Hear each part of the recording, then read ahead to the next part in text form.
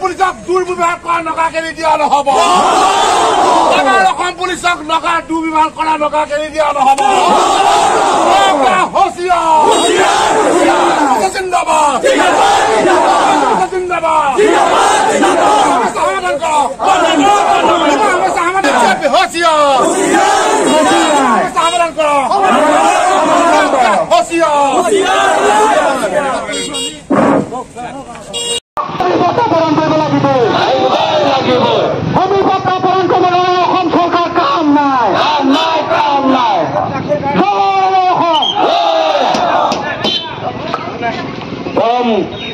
সংগ্ৰামী সতীৰ্থসকল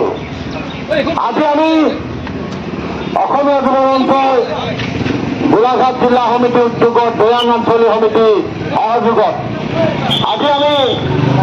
যিহেতু সীমা সমস্যা সন্দৰ্ভত চৰকাৰখনে কোনো গুৰুত্ব প্ৰদান কৰা নাই আৰু লগাই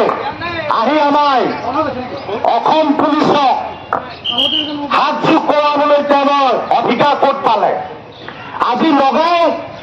আমাৰ অসম পুলিচক হাতযোগ কৰাবলৈ অধিকাৰ ক'ত পালে য'ত আমাৰ অসমীয়া মাটি অসমৰ মাটিত আমাৰ আৰক্ষীয়ে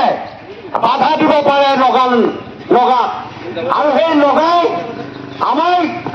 আৰক্ষীক তেওঁলোকে বাধ্য কৰাইছে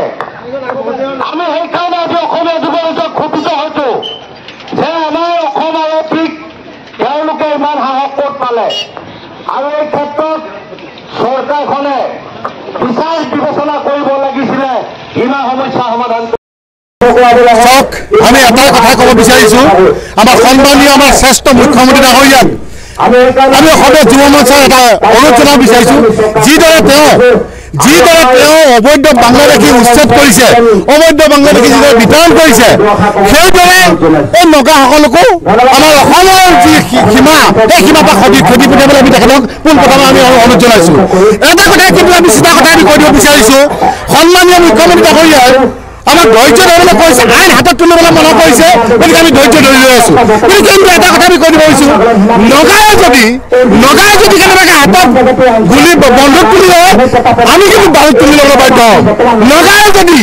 দা তুলি ল'বলৈ হয় আমি কিন্তু তৰোৱাল তুলি ল'বলৈ বাধ্য হ'ম নগাই যদি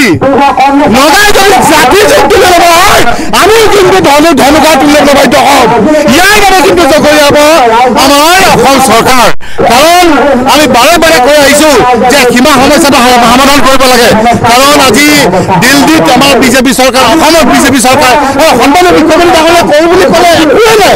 সকলোখিনি তেওঁ কৰিব পাৰে তেওঁ ইমান ভাল কাম কৰি আছে কিন্তু সীমা সমস্যাটো কিয় সমাধান কৰিব পৰা নাই আমি সেইটো বুজি পোৱা নাই আজি অৰুণাচলে কওক মেঘালয়ে কওক নাগালেণ্ডে কওক নাগালেণ্ডত যদি নগা দপ্তৰপতি চলিব পাৰে অৰুণাচল যদি অৰুণাচলৰ দপ্তৰপতি চলিব পাৰে মেঘালয়ত যদি মেঘালয়ৰ দপ্তৰপতি চলিব পাৰে অসমত অসমীয়া দপ্তৰপতি চলিব চিধা কথা স্পষ্ট কথা সৌখিনি আমি দেখিলো যে আমাৰ এজন পুলিচ অফিচাৰে হাতযোৰ কৰি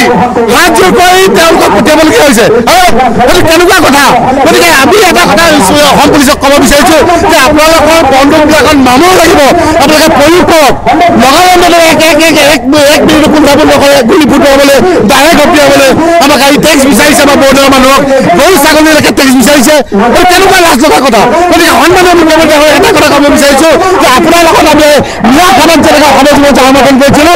নগা কেনেকৈ সমৰ্থন কৰিম সীমা সমস্যা সমাধান কৰাটো আমি অসমৰ যুৱ মঞ্চ আপোনাক সহযোগ কৰিম গতিকে আপুনি একবাৰ আমি আপোনাৰ লগত আছো অন্যথা কিন্তু আজি আমি যি অৱৰোধ কাৰ্যসূচী লৈছো ইয়াত কিন্তু জনজনৰ হাতত কাৰ্যসূচী আমি হাতত ল'বলৈ বাধ্য হ'ম জয় অসম আমি নগালেণ্ডক আৰু নগাক আমি সকীয়নি দিছো আৰু লগতে মুখ্যমন্ত্ৰীক আমি ক'ব বিচাৰিছো যে নগালেণ্ডৰ সীমা সমস্যাটো সমাধান কৰিব লাগে কাৰণ নগাই বাৰে বাৰে আমাৰ অসমীয়া মানুহক অত্যাচাৰ কৰিব অসমীয়া মানুহ বা টেক্স ল'ব নগাই কিয় ইমান দাদাগী অসমৰ মাটিত অসমীয়া মানুহৰ মাটিত কিয় নগা ইমান দপদপনি আৰু নগাক আজি অসমীয়া মানুহে নগা কেইটা মাৰপিট কৰিছে আজি বাৰে বাৰে আমাৰ অসমীয়া মানুহখিনি নগাই মাৰপিট কৰিব ব্যৱসায় কৰিবলৈ গ'লে মাৰপিট কৰিব ক'বলৈ গ'লে মাৰপিট কৰিব আজি নগাই আহি আমাৰ অসমত ব্যৱসায় কৰিছে আমাৰ অসমীয়া মানুহে কেইজন নগাক মাৰপিট কৰিছে আমি সেইকাৰণে চৰকাৰক ক'ব বিচাৰিছোঁ অতি সোনকালে সীমা সমস্যা সমাধান কৰক কাৰণ নহ'লে এটা ডাঙৰ সংকটৰ সৃষ্টি হ'ব কাৰণ বাৰে বাৰে অসমীয়া মানুহে সহ্য কৰি নাথাকে কিমান সহ্য কৰিব আজি নগাই যদি আমাৰ মাটিৰ পৰা যদি টেক্স ল'ব বিচাৰে আজি গৰু ছাগলী গ'লে নগাই যদি টেক্স হয় এনেকুৱা যদি কৈ থাকে আমি অসমীয়া জনতা কেতিয়াও সহ্য নকৰোঁ আজি আমি সকলোৱে দিছোঁ আজি যদি আজিৰ পৰা নগাই যদি এনেকুৱা দাদাগিৰি ক'ৰবাত কৰিবলৈ হয় আমিও কিন্তু দাদাগিৰি কৰিম আমি চৰকাৰক ক'ব বিচাৰিছোঁ যে আৰক্ষীক তেওঁলোকে বাধ্য কৰাইছে হাতযোৰ কৰিবলৈ অসম আৰক্ষীয়ে কিন্তু যুদ্ধ নকৰিলে অসম আৰক্ষীৰ শক্তি আছে অসম আৰক্ষীৰ প্ৰয়োজন হ'লে যুদ্ধ কৰিব পাৰিলেহেঁতেন নগাৰ লগত কিন্তু নকৰিলে সদায় আমি অসমীয়া আৰু নগা ভাতৃত্ববোধ আছে কিন্তু তেওঁলোকে কিছুমান নগাই এইবিলাক কথা নুবুজে আৰু সেইকাৰণে আজি আমি কাৰ্যসূচীৰ জৰিয়তে চৰকাৰক আহ্বান জনাব বিচাৰিছোঁ নগালেণ্ড চৰকাৰক ক'ব বিচাৰিছোঁ এই সীমা সমস্যা সমাধান কৰক আৰু